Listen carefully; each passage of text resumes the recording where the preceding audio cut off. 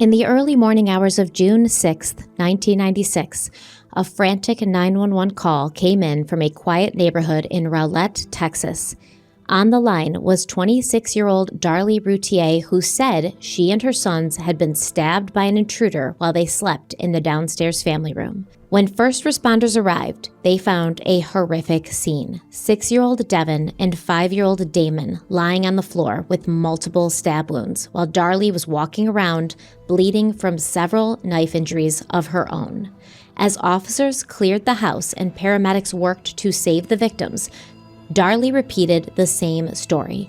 A man in dark clothing had come into the family room, stabbed her and her children, then fled through the garage, leaving the knife behind. But as investigators began to process the scene and piece together what had unfolded in the Routier home, a new set of questions emerged about Darlie's version of events, the physical evidence, and what she did and didn't do after the attack.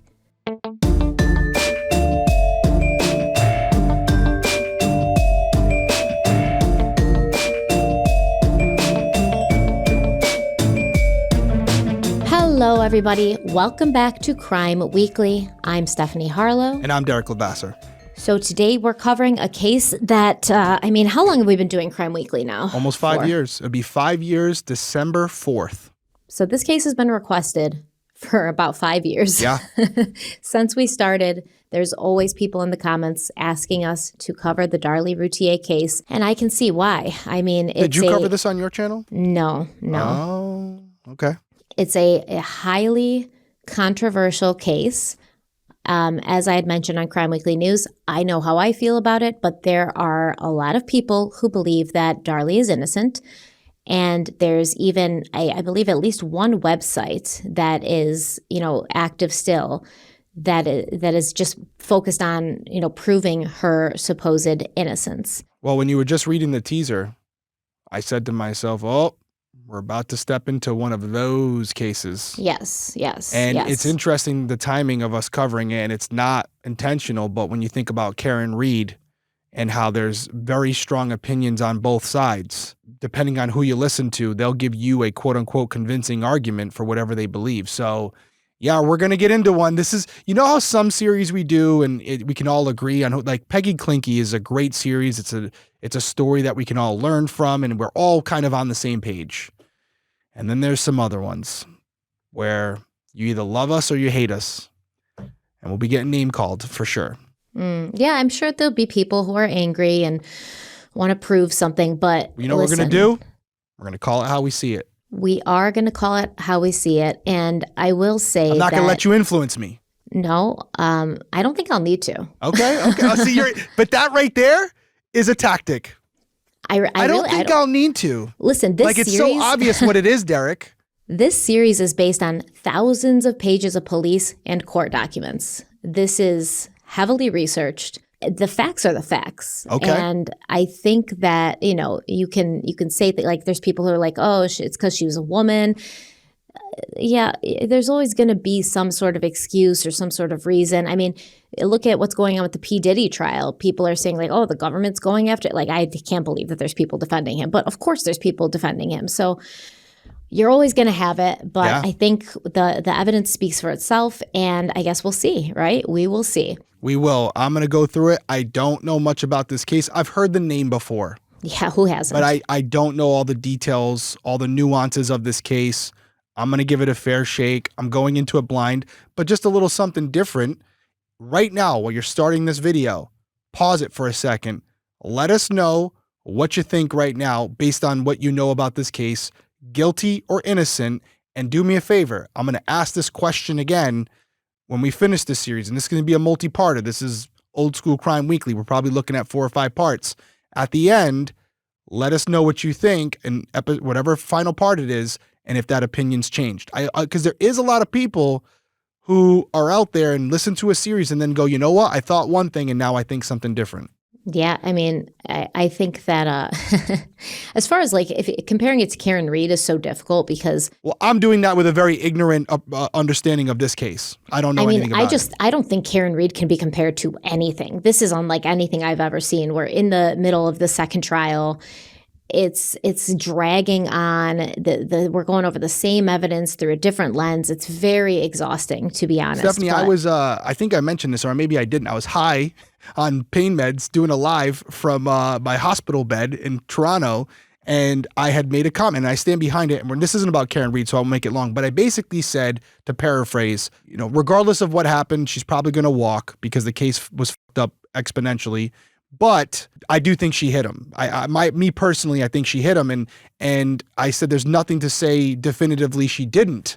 And somebody clipped that little part, posted on Twitter. I was wondering why I was getting all this hate on all my social media. And it's like, nobody knows what happened in that case. Maybe even Karen Reed. Nobody knows. So I don't know how someone's so sure of one thing or the other. Whether you think she's guilty or innocent, I don't know how you can say it with 0% uncertainty, because nobody truly knows. And so that to me is what's always interesting, when someone who lives in Oregon can tell me definitively Karen Reed did not do it because of what they know, when Karen Reed herself has made certain comments that suggest she doesn't even know for sure. So that's what's fascinating to me. It's crazy. I've never seen anything like it. It's just... Yeah. It's crazy. We're going to do a Crime Weekly News eventually on that again. We're kind of letting things marinate and unfold. We know that everybody's covering it, but we're going to wait till we covered it already, but we're going to wait until it's adjudicated to give our last thoughts on it. And it'll probably be a Crime Weekly News. Yeah. God, I don't want to do it, but can I even me just making a comment about it now, we'll have comments over it. How could you say that? It made me exhausted. When you said we're going to cover it again, I got exhausted. Can I say one thing before we get started real quickly? Criminal Coffee. Summer's here. We're all happy about it. In case you guys are waiting for a discount on the hoodies and the crew necks, it's all on sale right now. So if you want to grab something while the weather's still a little cool with spring, right? You might be able to wear it here and there. Now would be the time to do so. There's certain colorways we're not going to carry after this summer, but whatever we have in stock right now for the winter / colder gear is on sale right now. So criminalcoffeeco.com. If you want to get yourself a little extra discount, now would be the time to do so.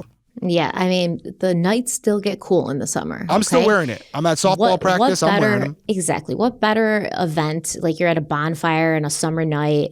You're at a field party. Yep. Field. What's that again? You're at a field party wearing your Criminal Coffee sweatshirt. It's perfect. Yeah. Pick it up. All right. They're great. So, as always, to understand what happened at the end, we have to go back to the beginning.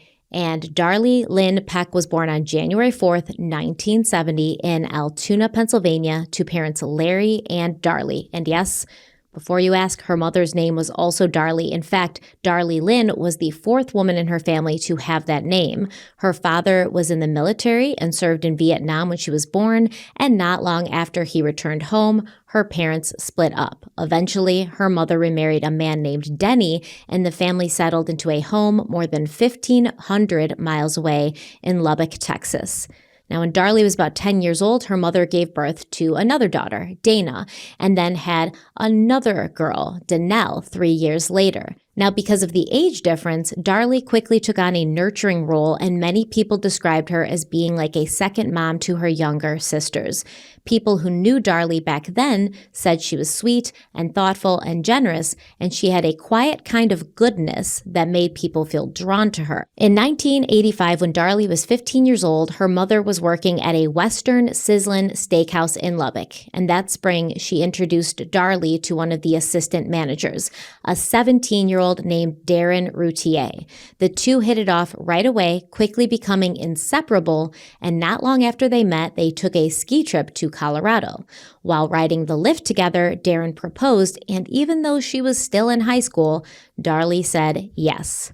So on August 27th, 1988, after graduating from high school, Darlie married Darren, and the couple honeymooned in Jamaica. Once they returned home, they moved into an apartment in Garland, Texas, and they both took jobs at a circuit board manufacturing company called Cuplex. Darren eventually started a side business called TestNeck, testing circuit boards out of their home, and continued working full-time at Cuplex while the business gained traction. Now, by all accounts, the couple had a good relationship. Darren's mother later testified that she and Darlie were very close. They talked on the phone every week for an hour or two at a time, and she said that Darlie was the kind of daughter-in-law anyone would be lucky to have. Darlie's best friend Barbara agreed that Darlie and Darren seemed happy, at least for the most part, and she believed the two were faithful to one another, though she also noted that Darlie tended to be the more dominant one in the relationship. On June 12, 1989, the Routiers moved into a house on Bond Street in Rowlett, Texas, about 30 minutes outside of Dallas. And just 2 days later, Darlie gave birth to their first child, a son named Devon Routier. A couple years later, while still living in the same home, Darlie gave birth to their second son, Damon Routier, on February 19, 1991. At that time, Darren's business, Test Neck, was continuing to grow, and by 1992, it was doing well enough for Darren to quit Cuplex entirely and move the company into its own space. Darlie started managing the books, while Darren brought on her best friend, Barbara, and her younger sister, Dana, to help in other roles. And the business thrived. Darren started pulling in six figures, and this gave the Routiers a level of financial freedom that they hadn't had before. But according to Barbara, who remember is Darlie's best friend, it was also around that time that Darlie began to develop a taste for material things. She shopped constantly and started embracing a lifestyle that was a little bit flashy and extravagant. Still, Darlie didn't keep the money to herself. She was known to shower friends and family with gifts, and she often donated to charity. Well, that's good she's donating, but this is a story that we see a lot, where people start to, they don't come from money. And then once they get it, and I think it's a human thing, right? You have these dreams and aspirations, and everyone wants to be wealthy, everyone wants to have financial security. And when you finally achieve that, you start to live out those dreams that you maybe had as a kid, those things you didn't get to buy when you were younger that now you can. And you start to not really consider the actual price tag or how the bank account may be going down faster than what you're spending, and it can cause some problems. We see it even with like huge celebrities. Seeing it with Justin Bieber right now. Have you seen that? They're saying like he blew like basically all his money, and he owes like millions to different people. One guy being Scooter Braun, who's from what I understand is a just complete jerk.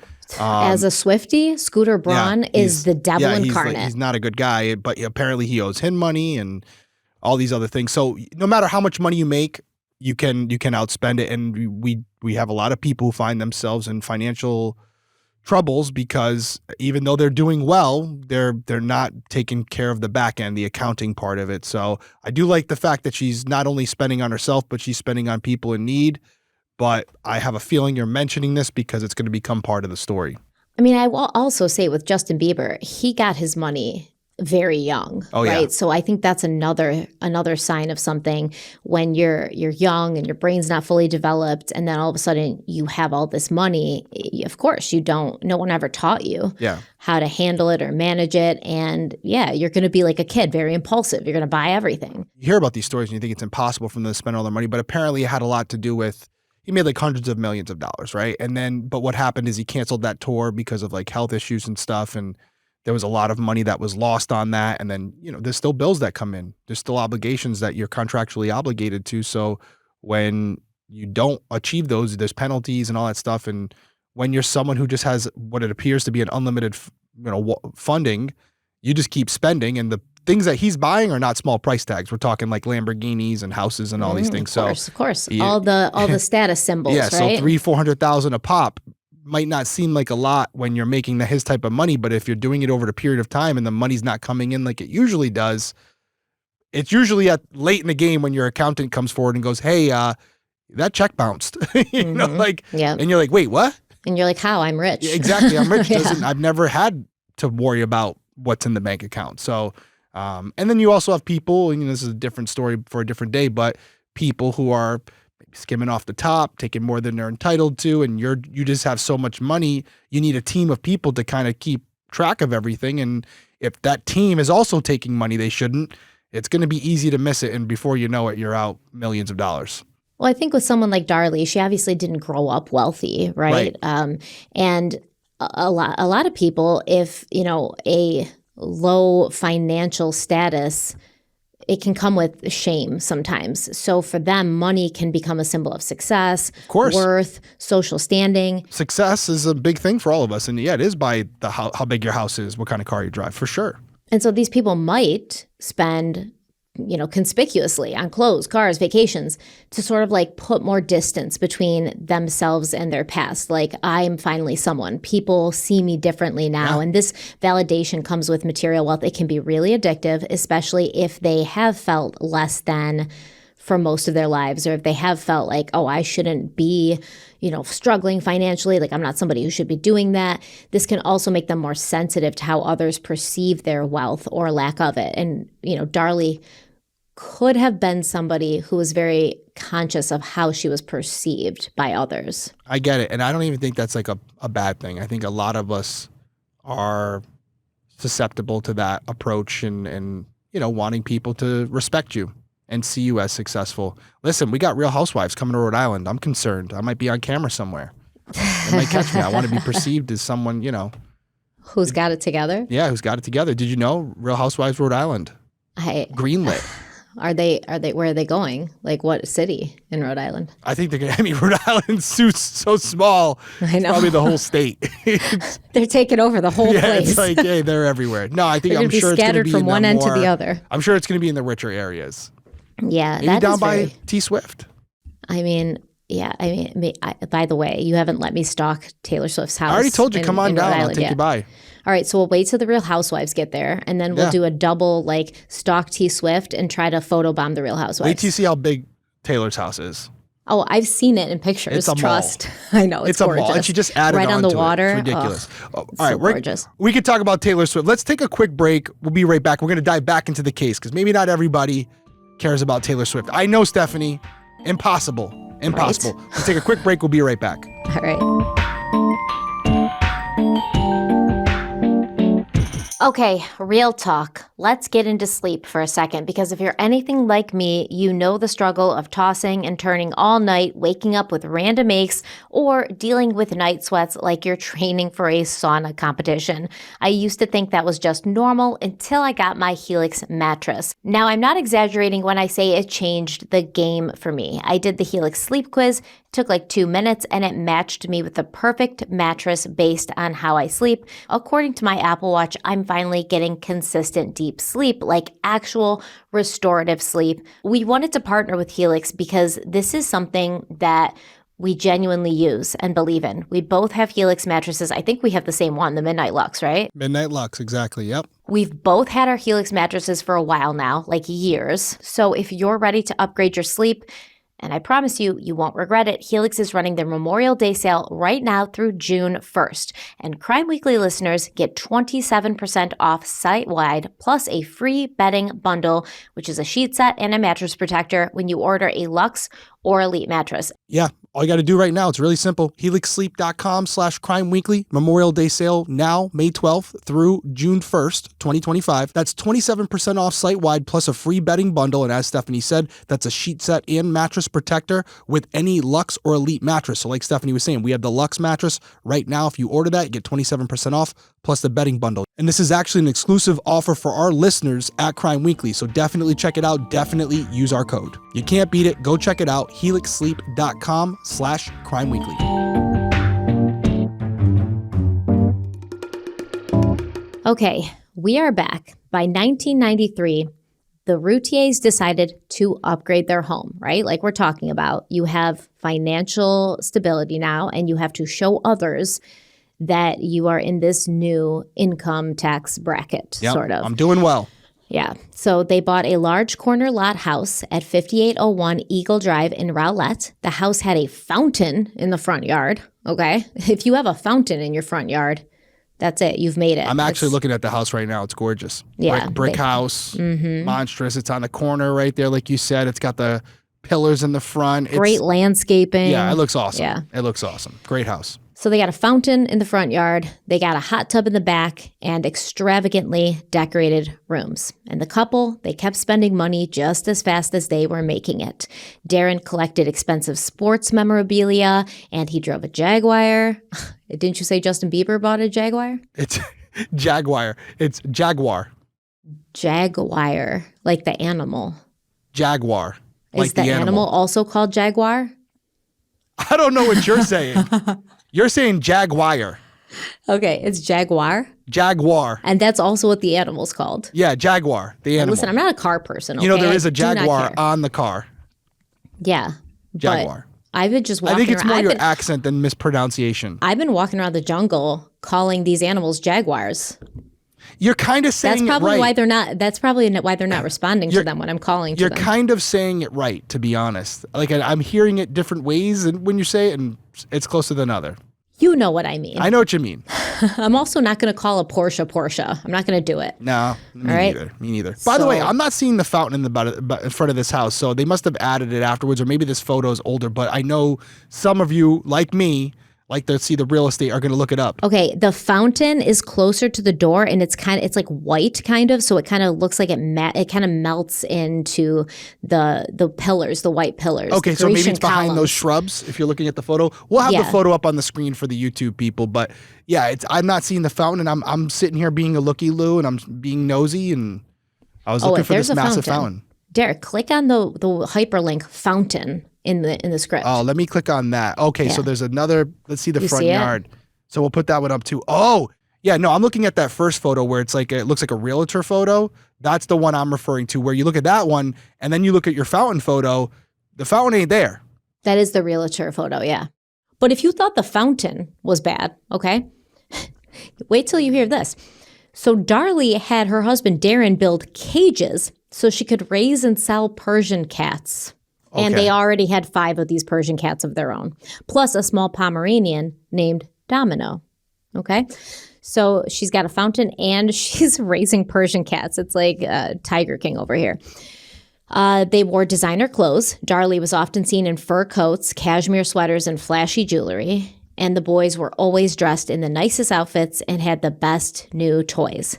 In fact, the family had so many electronics and games that neighborhood kids nicknamed their place the Nintendo house. And this, my friend, is what they call new money, okay? This is not only I need to have money to make sure I have financial security and stability, to make sure my kids and their futures are taken care of. This is I need everyone to know who I am now, and I'm rich. And I think it sometimes, I couldn't speak for Darren, but maybe for Darlie, it comes from a lack of self-worth. Like she didn't think too much of herself, so she needed to make sure that people saw her as somebody who was to be respected and admired. Yeah. Based on what? Having money. Yeah, that's it. I'm not even holding it against her. We see it every day.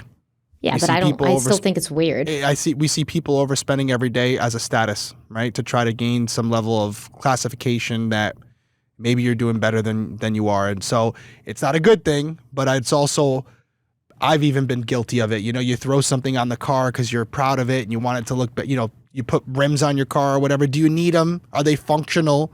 Do they make your truck not fit into certain parking lots? Yes, I'm there. I'm that guy. You know what my flex is? Making sure my IRAs are in good condition. That's a lie. You have a pool and stuff. You got some nice stuff too. Yeah, because I bought the house with the pool. But let me tell you, man, like, when I was growing up, we were broke. Yeah. So to me, I'm in starvation mode all the time. And I'm always afraid because I'm like, I could lose everything any day. Yeah. And then what? You know? So no, I'm not buying Jaguars. By all appearances, obviously, looking from the outside in, the Routiers were living the dream, and they were loving every minute of it. The business continued to grow, and by the summer of 1995, things were going really well, and Darlie and Darren were expecting their 3rd son. At that point, their older sons, Devon and Damon, were 6 and 4 years old. According to Darlie's best friend, Barbara, the boys were happy, rowdy, and smart. They loved being outside. They loved playing with their friends and watching their favorite shows, which was Teenage Mutant Ninja Turtles and Power Rangers. Same. They also enjoyed family outings to Wet n Wild, Six Flags, the zoo, and medieval times. Now, Devon, he had developed the personality of a jokester. He loved to make people laugh, and he was always pulling pranks or mimicking funny things he saw or heard. But he was also polite, even when his mother wasn't around. He had a thing for jewelry, like his mother. You know, kids are going to mimic you. And Darlie's over here decked out in fur coats and jewelry like a mob wife.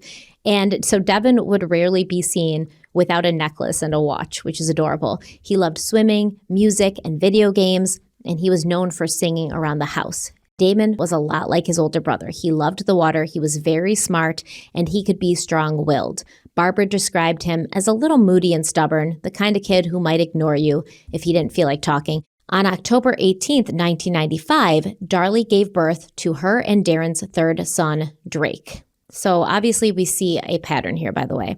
We've got Darlie and Darren, both D names, and then they named all three of their sons D names, Devon, Damon, Drake, which I find to be obnoxious. A lot of people do that. My parents did that. My parents did that. And so that's why I can say that. And let me tell you, we're Stephanie Samantha Serge. And when my mother was yelling at any one of us, she would have to go through the entire cadre of names before she got to the right one. I'd be doomed because I'm horrible with names, and you're horrible with your own kids' names. You're like, which one are you? No, I constantly call Tenley Peyton Tenley, and that's why I just go T and P. I for some reason it's easier for me. But when I'm yelling at them, I just feel like I constantly mix them up. Yes, well, my mom did that too. Stephanie, Sam, Serge, and we would laugh at her. But I will say, love you, P. If you see this one day, usually I'm yelling at Peyton. We would always make fun of my mom, and she it would make her even more mad, but you just had to because you were like, wait, who's in trouble here? Which one of us? So Drake is born, and after he was born, Darlie stepped away from her role at her husband's company, Testneck. She was doing bookkeeping. She stepped away from that to focus on raising her boys full time, a role that she seemed to embrace wholeheartedly. She later said, quote, Darren and I spent all of our extra time that we had with Devon and Damon. Devon and Damon were very much a big part of our lives. I should hope so. They're your children. Yeah. She continues and says, I don't remember doing too many things without Devon and Damon, end quote. I think it's weird that she felt that she needed to express that Devon and Damon were a big part of her and her husband's lives. It goes without saying, right? I mean, yeah, I could see. I don't know why you have to voice it, but you don't know the rationale, the context behind it. I don't know. She's like, trust me, our kids were a big part of our lives. So Darren's mother said that Darlie loved Darren and their children, and Darren's brother, Dion, described Darlie as a very devoted mother. He said, quote, she did everything for those kids, end quote. Dion's wife echoed that sentiment and said Darlie was the kind of mother she wanted to be, quote, very giving and very loving and very kind with her time, end quote. So Darren's brother also has a D name, Dion. I wonder if Dion's wife has a D name as well. Like, do they search out women with D names so they can keep the D legacy going? It would make sense though, because more than likely it does. Maybe Darren's parents did the same thing, so he's just carrying on the tradition. Once again, even at this point, from the outside, things still looked good in the Routier home. They seemed to have it all. But by December 1995, business had started to slow down. And it kept slowing until it nearly came to a halt. By June of 1996, barely any money was coming in, and the family's financial situation had taken a serious turn. They were 2 months behind on their mortgage. They owed $10,000 in back taxes and had racked up $12,000 in credit card debt. Even making the minimum payments had become a struggle. And see, this stresses me out. This is exactly what I worry about. This is why I try to keep expenses low, because that makes me feel like suffocated, thinking that just overnight, I mean, from the end of 1995 to mid 1996, suddenly things went from like perfect, they're living the lives of movie stars, to all of a sudden they can't even make the minimum payments on their credit cards. Yeah, that's crazy. It's a story that has repeated itself many times over. A tale as old as time. You can't live above your means, and like you just said, even if you're not living above your means, you don't want to max yourself out. You want to give yourself a buffer there, a margin, so that if God forbid something happens, you can find other ways to make that difference, But if you're maxing out and something goes wrong and it's not consistent in what you're used to getting, could be some problems. Yeah. And as the business declined, Darlie's friend, Barbara, said that she noticed a change in Darlie's demeanor. She said Darlie became nervous and depressed and was fighting with Darren more frequently. The arguments weren't physical, but they happened often, and they were usually about money. Barbara recalled that at one point, Darlie went to the shop and threw things at Darren, saying stuff about how money wasn't coming in and there were lots of bills to pay. There was just no money. So despite the mounting stress, Darlie continued to shop and even hired help around the house, including babysitters and housekeepers. And listen, I cannot feel bad for people like this. When money's tight, you cinch the belt. You do what it takes. You sacrifice. You don't need to be out shopping anymore. You don't have to keep up your image. You certainly don't need to hire babysitters and housekeepers when you're a stay-at-home mother and you don't have the money to hire these people. Like, it's great to have help if you can afford it. If you can't. Like you said, if you got to pick up the slack when things are rough. Yeah, you figure it out. She was definitely relying on Darren for the money, and she could have helped in a different way. She's a stay-at-home mom. That's a big responsibility.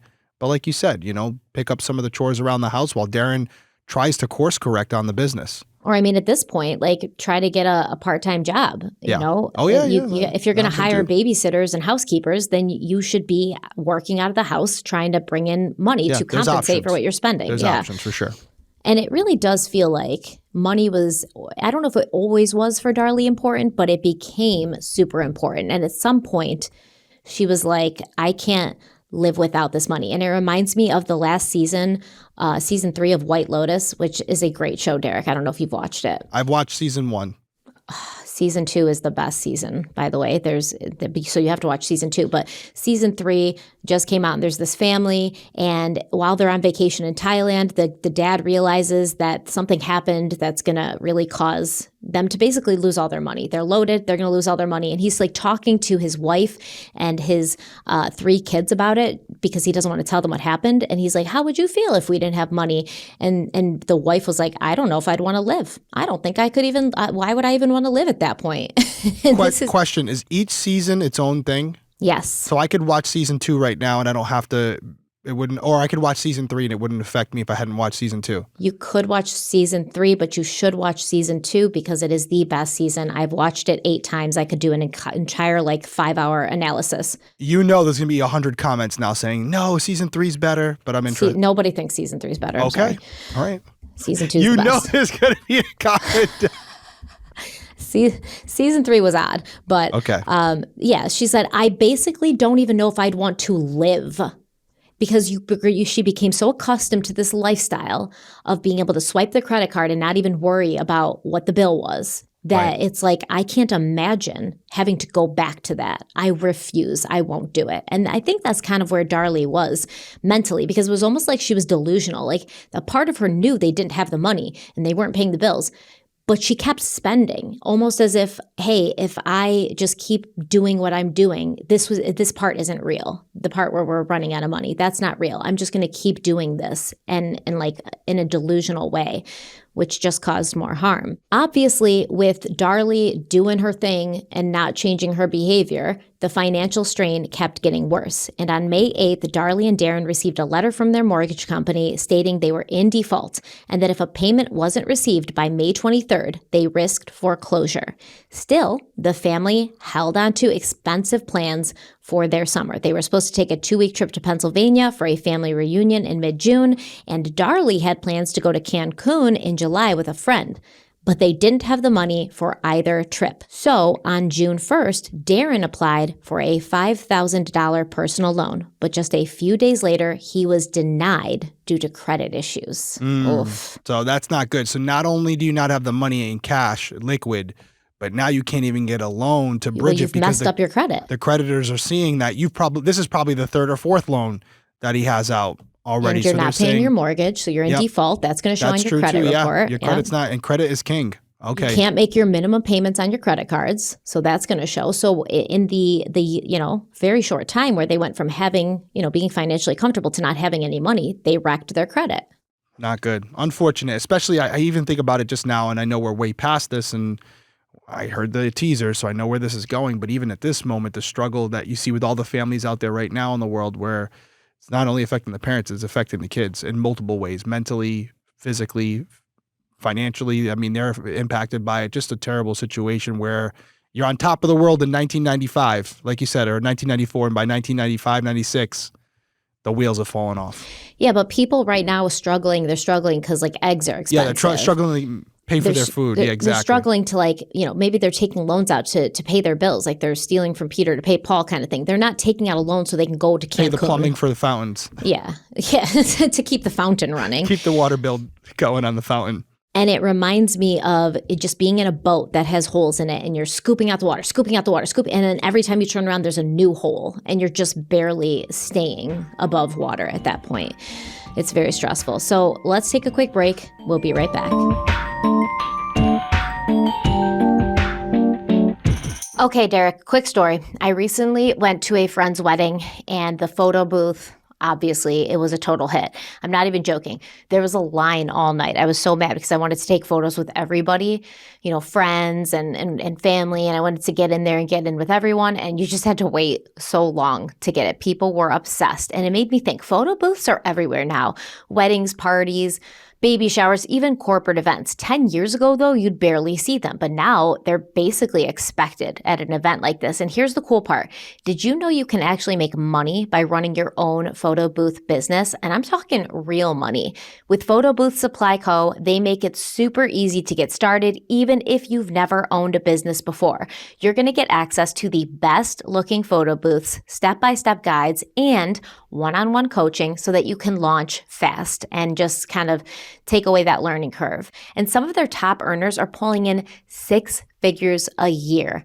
It's crazy, no joke. So if you've been thinking about a side hustle, or if you're ready to take the leap into something full-time, this is your sign, especially with summer around the corner. It's the busiest season for events. Right now, Photo Booth Supply Co. is even giving away their Quick Start program for free, packed with all the tools you need to launch this season. That means I know it's May, so wedding season's coming, event season's coming. You don't have to wait that long. Graduation, proms. Yeah, no, listen, in any field you're in, if you put the time into it, you put the hustle in, there's money to be made, even in this economy.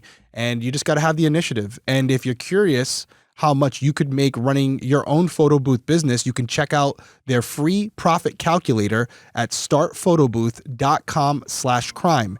That's startphotobooth.com/crime. Once again, startphotobooth.com/crime. We are back. And it's just getting worse for Darlie and Darren. By June 5th, there was only $64 in the Routiers' bank account. Their home was on the verge of foreclosure. They couldn't get a loan. They were out of options. And as bad as things were, it was about to get much, much worse. At around 2:30 a.m. on June 6th, Darlie called 911 and frantically reported that she and her 2 sons had been stabbed inside their home on Eagle Drive.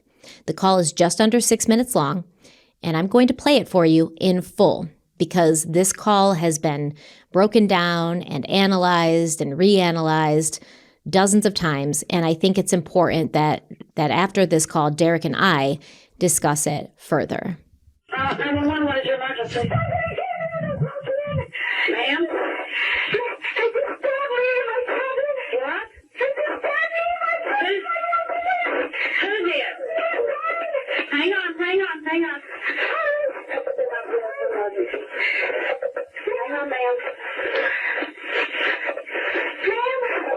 Medical emergency, 681 Eagle Drive. Ma'am, I'm trying to get an ambulance to you. Hang on a minute. What's going on, ma'am?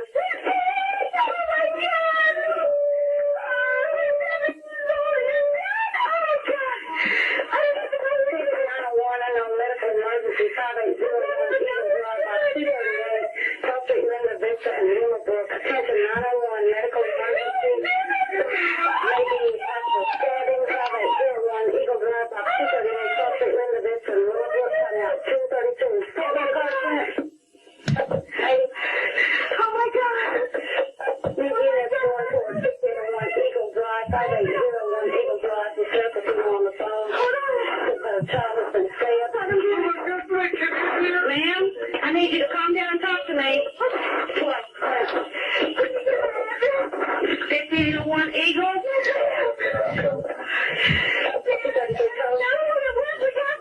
Ma'am, listen to me. I need you to... Oh my God. Can you take the radio clip? Yes. Ma'am, I need you to talk to me.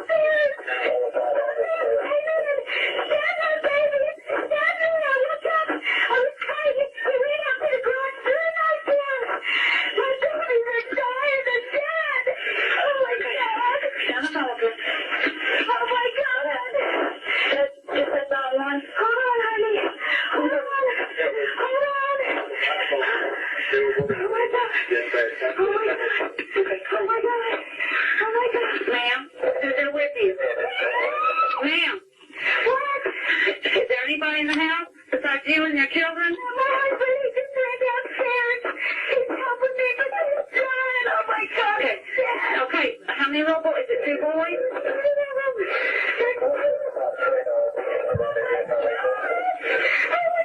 Okay, listen to me. Calm down. Calm. Go ahead. 5801 Eagle Drive. 5801 Eagle Drive. It's going to be a stabbing. When are they going to be here? Ma'am, they're on their way.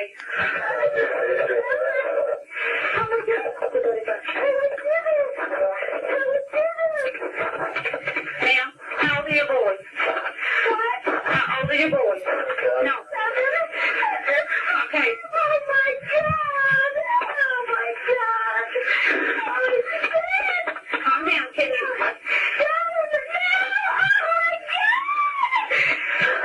Your name, Darlie? Your husband's name, Darren? Yes, please. God, they're taking forever. There's nobody in your head. You don't know who this is?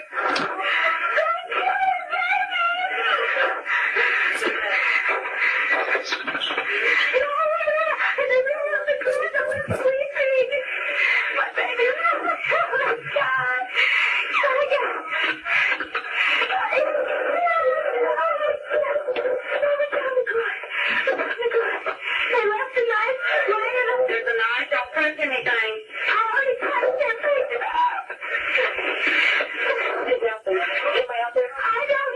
Okay, ma'am, listen. There's a police officer at your front door. Is your front door unlocked? Okay.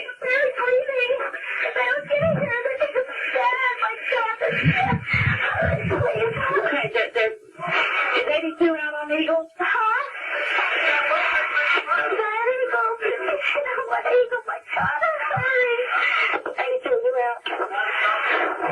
Oh my God. Oh my God. Why would they do this? What do you say? Why would they do this? Okay, listen, ma'am. You need to let the officers in the front door, okay? What? Ma'am? You need to let the police officers in the front door. This guy was laying over there and I already picked it up. Okay, it's all right. It's okay. We got the press, baby.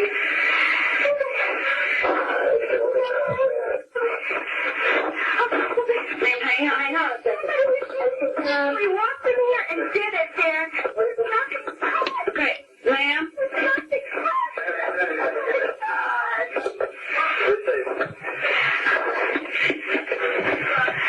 Ma'am, is the police officer there? Okay, go talk to him, okay? Yes, that's okay. Go talk to him, okay? So we are going to include the transcript for this 911 call in the links, show notes, and in the links for YouTube so that you can read through it if you want. I would actually have the script up while you're listening to it. Made it a lot easier for me. I will also, yes, me too. I will also mention that this is the recording that was played at trial. It was enhanced by prosecutors beforehand. Darlie's supporters claim that this recording is inaccurate and was essentially doctored by the prosecution. I mean, I just don't know how they could have done that in the 90s. Like, what are they using AI to mimic her voice? Like, in what context do they believe that it's altered? I'm sure we'll get into it. Yeah, that was obviously difficult to decipher, so let's break down the important moments from the call. When the dispatcher answered, Darlie said, "Somebody came here, they broke in, they just stabbed me and my children, they just stabbed me and my kids, my little boys." When asked who did that, she did not answer directly. Instead, she said, "My little boy is dying." Oh, this is so sad. The dispatcher told Darlie that she was trying to get an ambulance. Right after that, 29 seconds into the call, Darlie said, "Oh my God, my babies are dying." Just 1 second later, Darren's voice can be heard for the first time, although it's not clear exactly what he said. The dispatcher asked what was going on, and Darlie responded, "Oh my God, there's some unintelligible conversation in the background." Then Darlie said, "Thought he was dead. Oh my God." You can hear Darren say something, once again unclear, and Darlie replied, "I don't even know." A second later, she repeated herself, "I don't even know." The two of them continued talking. Some of it's muffled and hard to understand. Darlie asked if they were still laying there, And then just a few seconds later, she cried, "Oh my God, what do we do?" Just after the 1 minute mark, Darlie said, "My baby's dead. Damon, hold on, honey." Then she said, "I saw them, Darren." Now the dispatcher asked Darlie to calm down and to talk to her. Darlie asked, "Didn't you get my address?" And the dispatcher repeated the address she had given earlier. Darlie confirmed it was correct and said, "We need help," before turning to Darren again and saying, "I don't know who it was." She said it again, just a moment later, "I don't know who it was." The dispatcher tried to keep her grounded and calm, asked more questions, but Darlie said, "My babies are dead." The dispatcher then urged Darlie to stay with her and keep talking, and Darlie explained that she was talking to her babies who were dying. When asked what was going on, Darlie said, "Somebody came in while I was sleeping. Me and my little boys were sleeping downstairs. Some man came in, stabbed my babies, stabbed me. I woke up, I was fighting. He ran through the garage, threw the knife down. My babies are dying. They're dead. Oh my God. Hold on, honey. Hold on." Yeah. So this is where listening to the audio and reading the transcript gives a different dimension, because if you're reading the script, nothing really stands out to me too much there.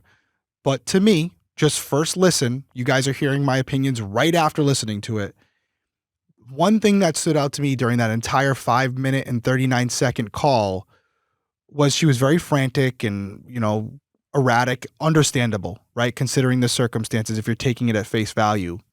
But she was very clear and deliberate when she said, "Somebody came in while I was sleeping," when she's talking to Darren. It, to me, sounded like she was saying to him, "Somebody came in while I was sleeping, Darren, like, you know who this is." That's kind of how I took it. Now, that could totally change based on context, but to me, it sounded angry almost to him. Yeah. I don't know. Maybe replay it for yourselves out there right now, but it was almost like, "Somebody came in while I was sleeping, Darren." I thought it sounded kind of defensive, actually. Like Okay, angry, interesting. defensive. Like somebody came in while I was sleeping. Like I didn't do this, like. Okay, interesting. Not, I could also not saying see that. I didn't do this, but saying like, how guilty people sometimes when you just say innocent, benign things to them and then they get defensive, it's because they have a guilty conscience. Yeah, I that's interesting. I want everyone to weigh in down below in the comments. Let us know what your initial reaction is to this tape. What do you take away from it? There's a lot more we could pull out of this as well, because then you got to start thinking about the dynamics of it. She was downstairs with the kids. Darren's upstairs. They're a married couple. Well, that's, unless the kids and Darlie fell asleep while they were sleeping, sitting on the couch, why are they in different areas of the house? Yeah, was this common? Was this a common thing? Was there something going on that night? Was there a fight? Or was this, a normal night and something went down? Also, there's really no mention of Drake either. And I know it's a newborn at this point, but if you had this intruder in the house and she was sleeping during the initial encounter, did anybody go check on Drake to see if he was okay?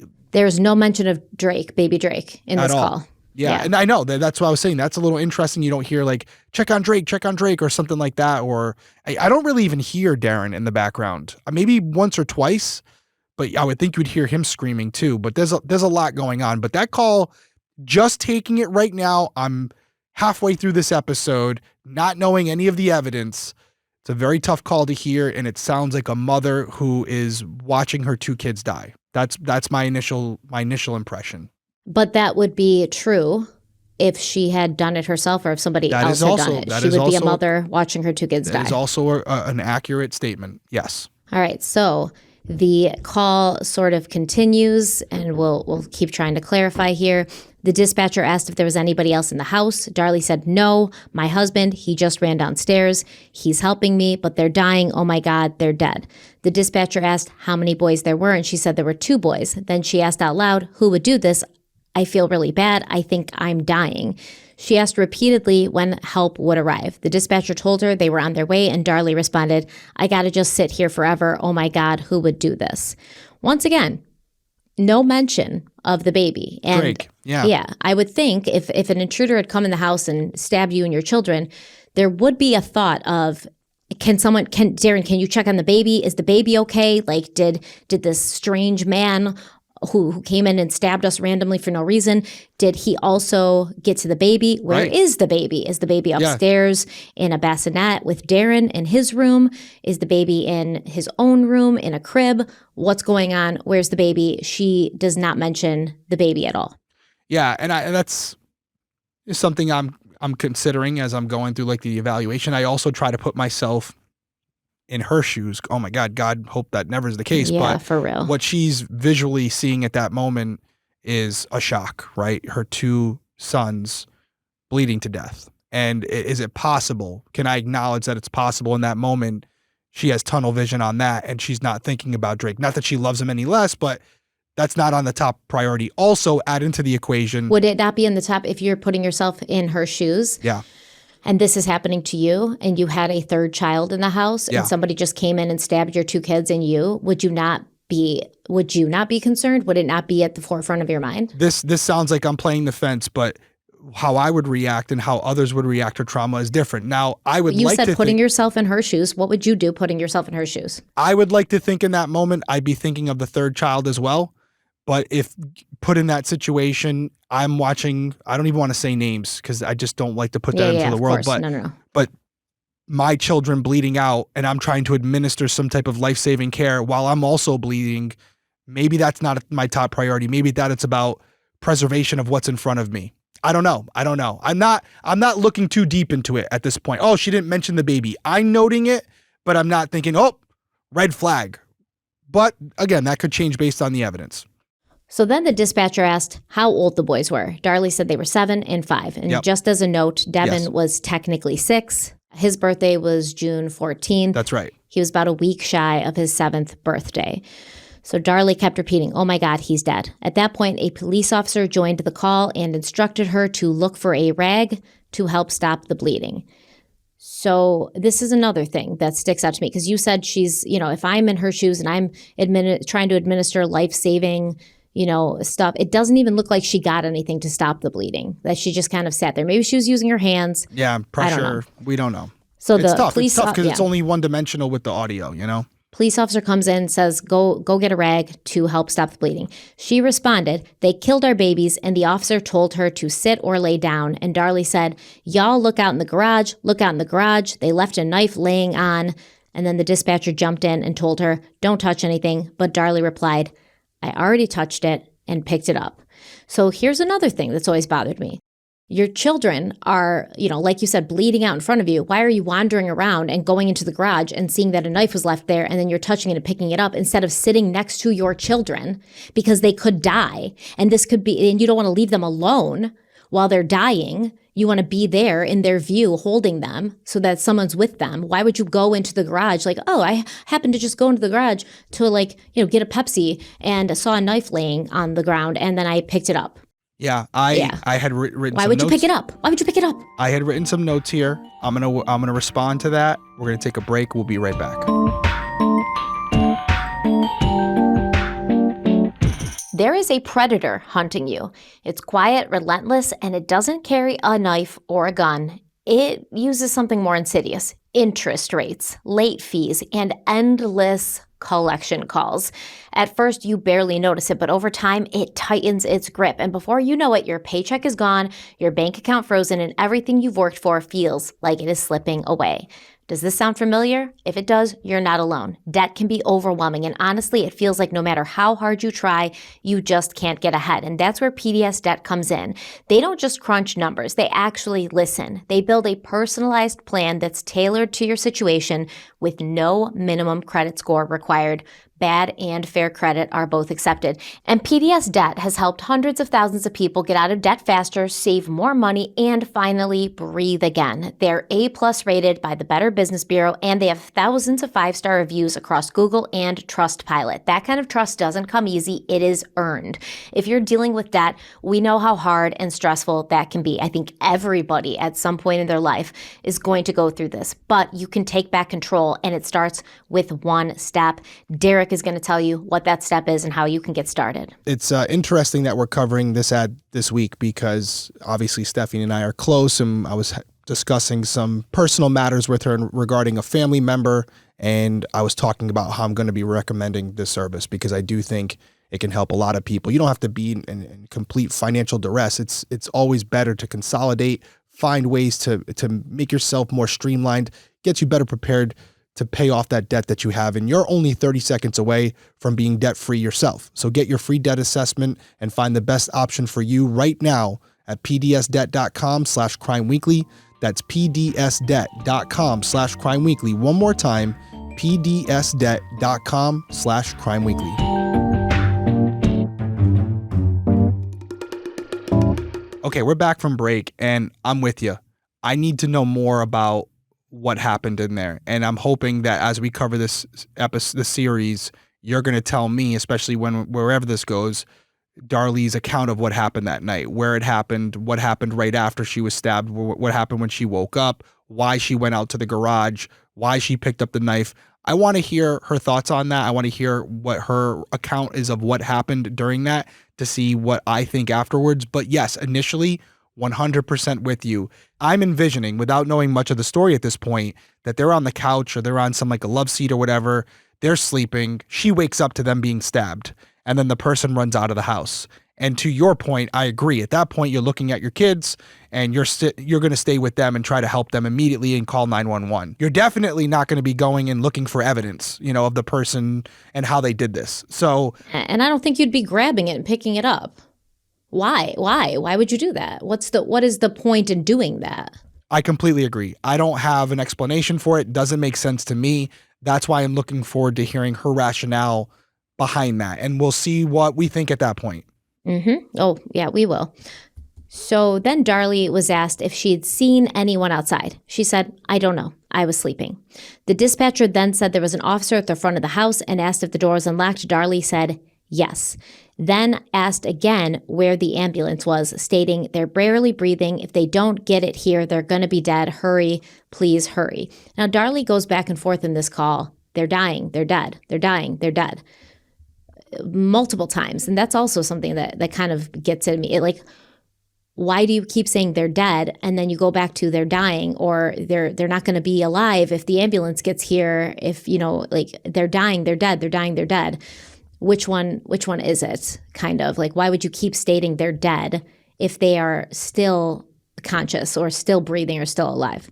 Yeah, it doesn't, I always go back to trauma. I've seen so many people react certain ways that as the person arriving and not experiencing that trauma firsthand, I'm listening to them and watching them, and it doesn't make sense how they're reacting. I had a woman one time, and I'll try to spare the details, but I show up. She got ran over, and it was ran over by her boyfriend, and she was still under the car. She was actually, her legs were up inside the engine bay, and believe it or not, I took out my phone, and I laid next to her while she was stuck under the car, and I just started hitting record voice memo because I thought she was going to die.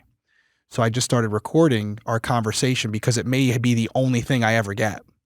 And fortunately, she survived. But she wanted to talk about a clothing store. That's all she wanted to talk about. And I was like, okay, but what happened? Can you give me some insight? And she's like, yeah, but I have to return that stuff tomorrow. Now, in that moment, she's not even processing what's going on correctly. She's in pain. She's in shock. And so I can't sit here and tell you why she was talking about this particular thing. She ended up surviving. It wasn't even like she was on her way out, but yet in her mind at that moment, it made sense what she was saying. So I try not to criticize too much of how people react in a moment that's this intense, but I think it's our responsibility too, after the fact, talk about it, because we can always say how we react and maybe we're right. But I think if we ask 10 different people, they'd probably have 10 different opinions. So it's important to talk about it, but I always try to give the benefit of the doubt, at least on the surface, when it comes to how people respond in a moment of trauma. Do you also find it odd, or am I reading too much into it, that the dispatcher was like, "Is the front door unlocked?" And Darlie said yes. How would she know that the front door was unlocked? Once again, is she wandering around the house as her children lay there bleeding out? Or did she know that she left the door unlocked before she went to bed? And in that case, why would you leave the door unlocked? Yeah, I don't... before you fall asleep with your children, kind of thing. Did she just feel super safe in her house, and so she knew the door was unlocked because she typically left it unlocked at night? Yeah, I don't know why we'd be leaving the door unlocked if we're in for the night. And then also, and this might be explained later, but the intruder, I guess we're to assume the intruder came in through the front door that was unlocked, and yet it sounds like, just from the phone call, that the intruder exited through the garage. Through the garage, right. So how do they know the layout of the property? I'm going back, if I'm a robber coming in there for the first time, I'm going in the same point. The ingress and egress is going to be the same for me. Yeah, because how does he know how to open the garage door? Yeah. Like, How did he know that was going to even be accessible to him? yes. I'm assuming it's dark. Mm-hmm. How do you where are you finding that button to open those doors? And how did he even know where the garage was located? Yeah. So I have a lot of questions. So the dispatcher told Darlie to let the officers in through the front door, and seconds later, Darlie could be heard saying, I assume to the police officers, his knife was lying over there and I already picked it up. And the dispatcher responded, okay, it's all right, it's okay. And Darlie continued, God, I bet if we could have gotten the prints, maybe.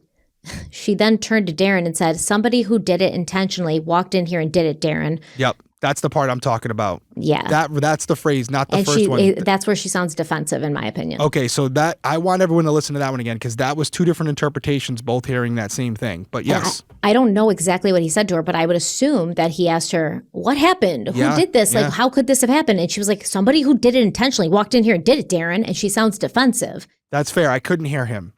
I don't know if it was a question that she was responding to or if it was just her looking towards him and saying, somebody who did this intentionally walked in here and did it, Darren. Yeah, she does have like an aggressive edge to her voice. Very different tone than everything else that in that conversation. It stood out to me and it was very clear on the call what she was saying. And to me, it sounds defensive because it's just a normal question. He's in the same position. He's like, what the hell happened here? How could this happen? And she gets a little defensive. And to me, it reminds me of when somebody who has a guilty conscience, but the other people don't know they're guilty of anything and they ask just a benign question.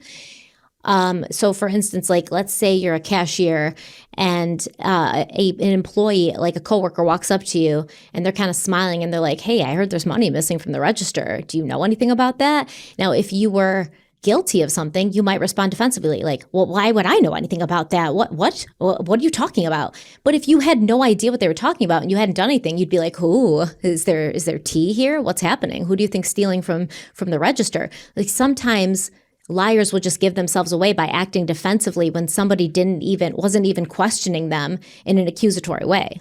I'm with you. The only thing I would caution everyone is we don't know that she was asked a question. I didn't hear her asked a question. Mm-hmm. So what you're saying is true if he asked her a question, but I didn't hear. Or if he even just said, what happened here? You know? Yeah, if he said anything, I'm with you. If he said anything and she responded, everything you just said holds true. But if what I heard without knowing and not being there, if she's in the moment like, oh my God, they're dying, and then looks at him and goes, somebody who did it intentionally walked in here, Darren, that's different to me. That makes it a different context where now it's like she's taking a moment as she's collecting her thoughts to realize that this wasn't a random act of violence. This was retaliation or something like that. And she's thinking already, Darren, who'd you piss off? That's again, this is so early. My opinion could change in the next 5 minutes.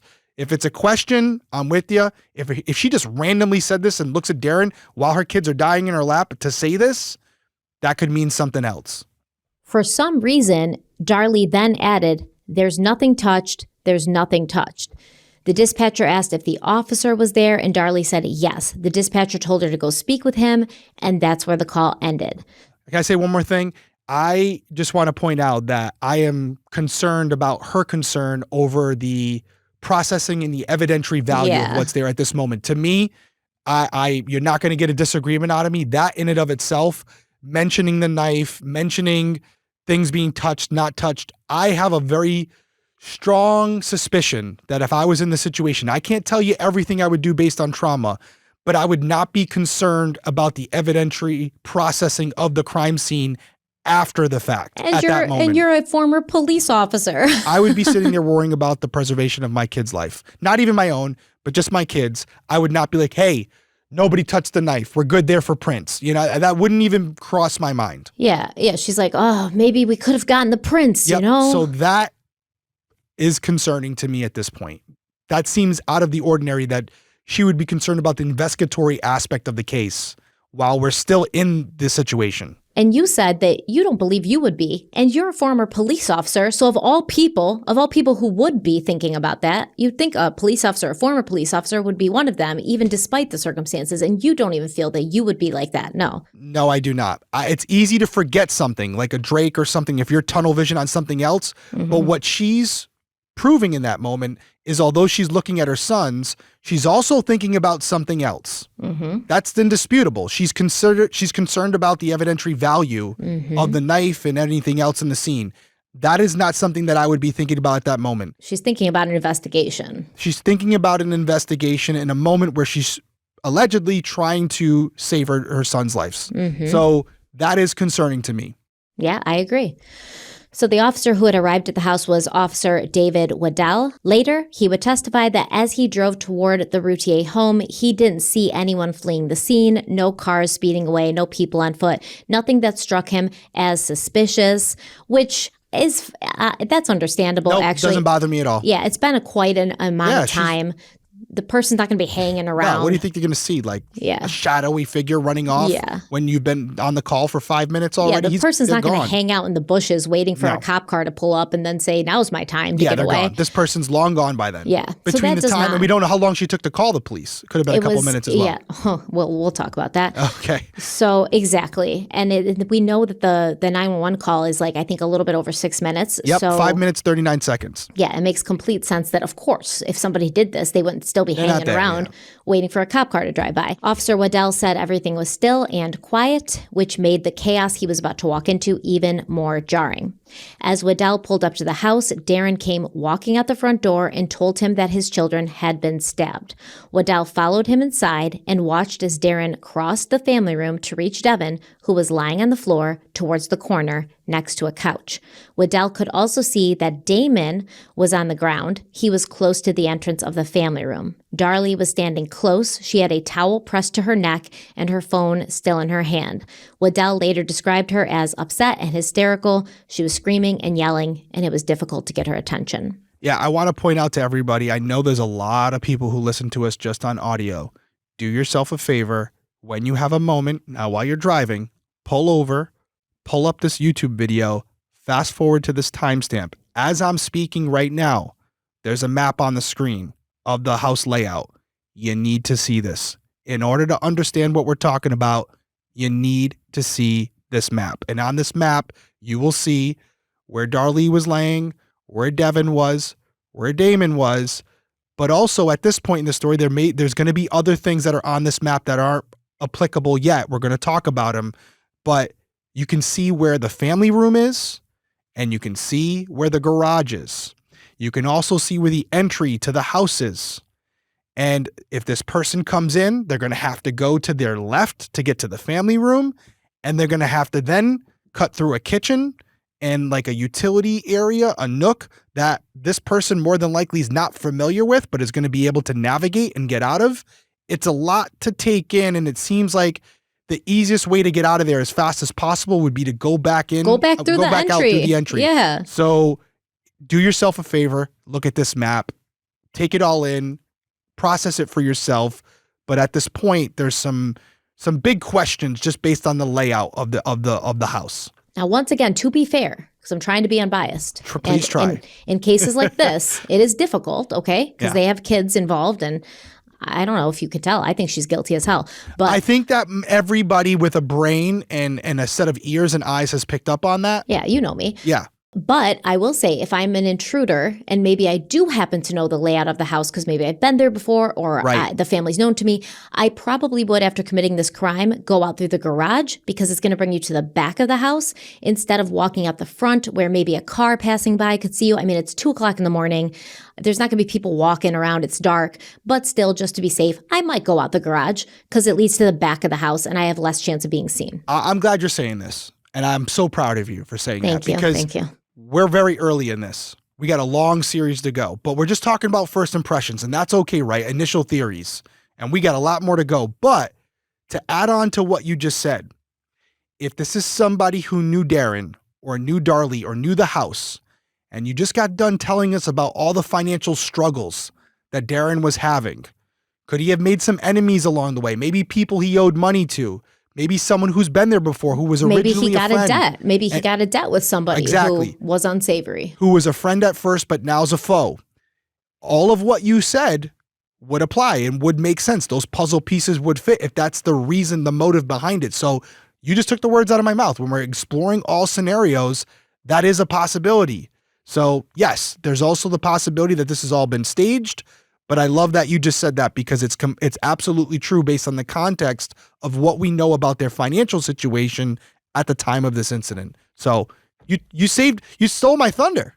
Oh, I'm sorry. I love it though. I love it. That's great. Now, I want to get further in the case before we talk about the positioning of where the kids were located, where Darlie was located. I want to get more into the case though. I know. Before we discuss where in the room they were located, because at first glance, it really doesn't make a lot of sense, but we're going to hear what she has to say about it first. So, okay.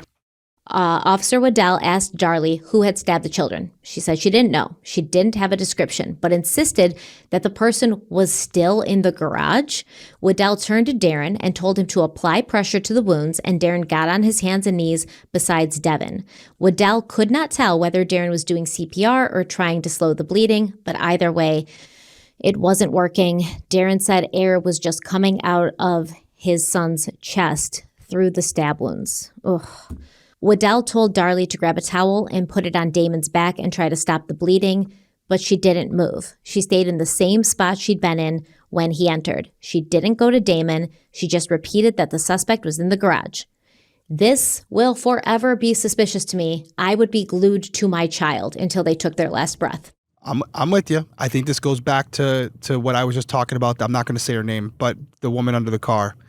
I'm in agreement with you sitting here behind my desk in this air-conditioned space thinking about my kids and how I would run through a wall for them. In that moment where maybe she looks down and sees that she's also stabbed as well, she might not be in the right mindset. I'm not defending her. I don't know this woman. I'm just talking from my perspective and the things that I've seen and how people react when injured or faced with certain things. But I'm not discrediting what you're saying. There's some truth to what you're saying. Derek, she's very aware that her children are dying. She keeps saying it over and over again. Yep.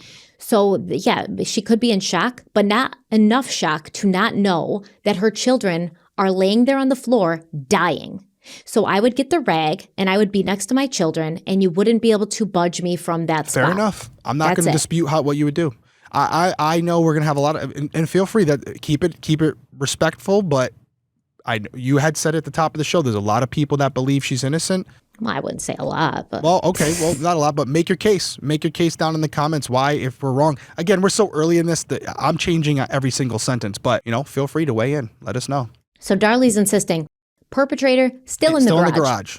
Makes no sense, but okay. Okay. Even though she went in the garage and touched the knife. So if you went in the garage and touched the knife, why didn't the perpetrator come at you and finish the job? Or what was he standing in the corner and you went in to touch the knife? He's like, "Hey, what's up? It's just me. I'm just chilling I'm assuming here." She's gonna say she gave chase to this guy and she followed him in there, because why would you go that far? Like if you went to the kitchen to grab like rags or something for the kids, I can understand that. But why are you running into the garage after the suspect? I don't know why she would do that, but if that's what she's going to say, I'm assuming that's the only justification for it. I got stabbed and I chased after him. Because again, if you're looking at this map, it's a far distance away. You got to run through the kitchen to get to the garage. But if you chased after him and he's still in the garage. Yeah, what are you going to do? What happened now? What happened then? You guys just, exchanged polite hellos and then you went back inside and called 911? Like, what the hell are you talking about? Yeah, I don't get it. I don't get that so far. So Darlie says suspect still in the garage. Officer Waddell stepped halfway into the kitchen on his way to the garage, and he saw a broken wine glass and then blood on the floor. He looked through the utility area that led to the garage, but he couldn't see or hear anyone. He didn't go in because he didn't have a clear line of sight, and he wasn't confident the suspect wasn't still in the garage or somewhere else in the house. Obviously, he wants to wait for backup. He's just a solitary officer at this point. He doesn't have the protection that he would need if he's going to, confront somebody. Yeah, and I know there'll be some people that have a negative reaction to that. It makes sense. At that point, the best thing for him to do is stay with the family. He's protecting That's what he them. Said. Yep, that's also what he said. That's what you should be doing. You wait for backup. You have someone who's with the family, because if this person is in another area of the house, you go into the garage and now they can finish the job in the other room. So you would stay with the family. That's priority number one. Exactly. Administer aid. When other people show up, you do what's called cutting the pie. And when you're going through that door, you cut it into segments as you slowly round into there. So you're getting an angle on that interior of that room, slice by slice. It gives you a better chance to see them before they see you. So if you got to take a shot, you can take the shot, but you're not going to do that by yourself. So anyone who's like, why wouldn't he pursue him? He could get away. Number one priority is to make sure the family's okay. There's a million reasons why he wouldn't pursue him, but Yep. he did say he didn't want to leave the Routiers in the family room without protection, and he later testified that if he walked into the garage and came face to face with the intruder and that person killed him, then there would be no one left to protect the family. So he made the decision to wait for another officer to arrive to help clear the entirety of the house. And I haven't read your script before this, and I'm assuming it was something that he was criticized for sure, especially from outsiders, and I get it. I don't know if he was or if it's just, when they're in a trial, because, we've seen it with Karen Reed, like, well, what did you do then? Why did you do that? It probably just, I can't imagine. You're a solitary officer in a home where the homeowner is telling you the intruder's still there. You have to wait for backup. It's protocol. And I know there's other worlds where I don't agree, like school shootings and stuff like that. You have these coward cops who don't go in. We had it down in Texas. We had it in Florida as well. Cowards shouldn't be cops. You got to go in at that point. This is a different situation. That the offender, if they're in the garage, they're not hurting anybody at that point. There's nobody in danger inside that garage. Your goal is to protect the family. Now, if there was a kid inside the garage, well, then you got to go in. You got to go. You got to go. And if you don't make it, that's what you signed up for. But if you have everybody that you're supposed to protect in one area behind you, that's where you stay. So Waddell then returned to the family room. The boys were still in the same positions, and so were Darlie and Darren. Darlie hasn't moved. Hasn't moved after being instructed to go administer some type of care. While her husband is administering care to one of their sons, and the other son has no care. So Waddell asked Darlie again if she could describe the person who did this, and she said she didn't know if it was a white man or a black man, but that he was wearing a black shirt, dark pants, and a ball cap. Waddell asked what happened, and Darlie told him she got into a fight with someone who broke into the house. She said the struggle happened at the end of the bar, which was right off the living room, in the kitchen, and then the man ran across the room and into the garage. After Darlie was done explaining what happened, she and Waddell walked a few steps toward Damon, and that's when Waddell was able to get a better look. Damon was lying on his stomach with the left side of his face pressed to the ground, and he was looking up at them, making sounds like he was trying to breathe. Waddell told Darlie once again to get a towel and put it on Damon's back to stop the bleeding, but she still didn't do it. Waddell didn't go to Damon either, not because he didn't want to, but because he still didn't know where the suspect was. So he positioned himself between the family in the family room and the rest of the house. He stayed there until a backup officer showed up. And I almost feel like Darlie did this intentionally, told the police officer, the suspect is still in the house, so that he would be focused on kind of protecting them and like cordoning off the area they were in and not able to give medical help to her child. Oh, interesting. She wasn't going to do it, right? So now he's on guard. He's got to remain hypervigilant. He can't have his back turned to anything, giving medical aid to a child, because he's got to, hold the perimeter and make sure that if somebody comes barging out of the garage with a knife or a gun or whatever, that he is there to protect this family. Right. So your rationale is she intended on killing them. She doesn't want them to survive, because if they survive, they can implicate her. Yes. So she needs them to die at this point, and now that there's a first responder there that could potentially save them, she has to distract him. Yes, and Waddell would later testify. Listen, officers are trained to clear the house before they provide any medical assistance. That is second on their list. Preserving the crime scene is number 3. Yeah, so correct. He's torn here. He's like, I'm told that the suspect's still in the house. I don't know if the suspect is still in the house. There's a child dying on the floor near me. The ambulance is on its way. I've asked this child's mother more than once, multiple times, to get a rag and help stop the bleeding, and she has not. I mean, at that point, I would have backhanded her and been like, "Bitch, go get a rag." I could picture the scene. I mean, cops are human beings. You walk in, you have 2 young kids that are stabbed to death on the rug. The mom's telling you at that moment, and you're believing her, the guy who did this, he's still in the house, and maybe he'll still have the knife. So the last thing you're going to do, even if it's just human instinct to protect yourself, the last thing you're going to do is turn your back to the garage where the suspect allegedly is.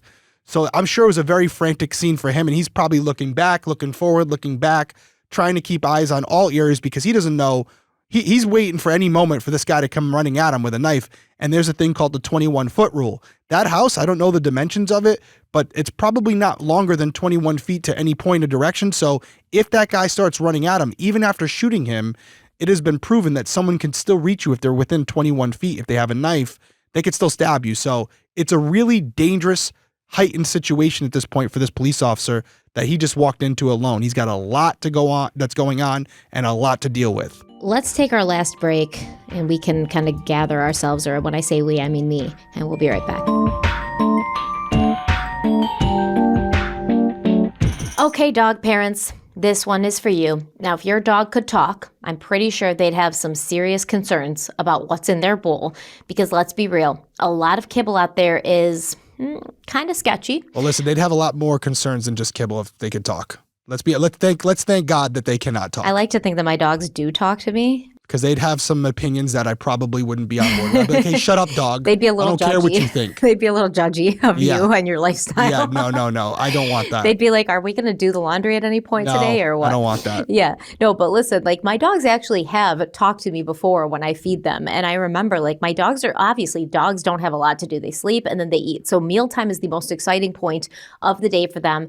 And there was a time when I was giving them this food that was supposed to be good and healthy for them, but it ended up not being good and healthy for them. And they told me, and even though like twice a day when they get fed is the most exciting time, they would stand there and look at me like, what am I supposed to do with this, right?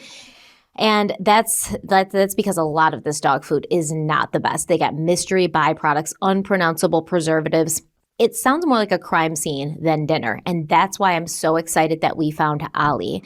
Ollie delivers fresh, human-grade meals made with real ingredients. No weird fillers, no artificial junk, just real food that's made in U.S. kitchens. I've noticed shinier coats, more energy, even in my oldest dog, Val, who's about 14 years old now. Her coat has never looked better, and she's starting to act like a puppy again. And let's just also say that cleanup time after walks is way easier now.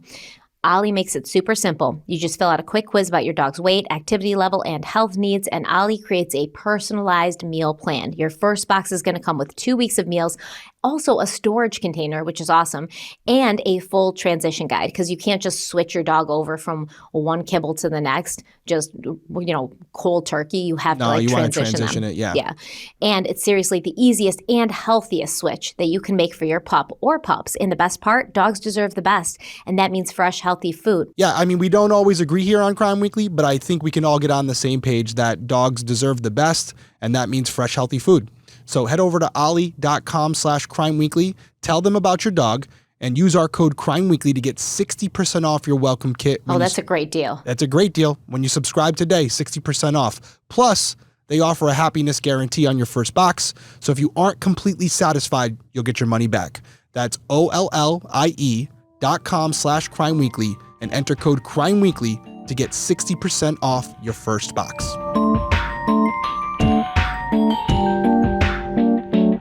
This episode is brought to you by IQ Bar, our exclusive snack sponsor. IQ Bar is the better-for-you, plant protein-based snack made with brain-boosting nutrients to refuel, nourish, and satisfy hunger without the sugar crash.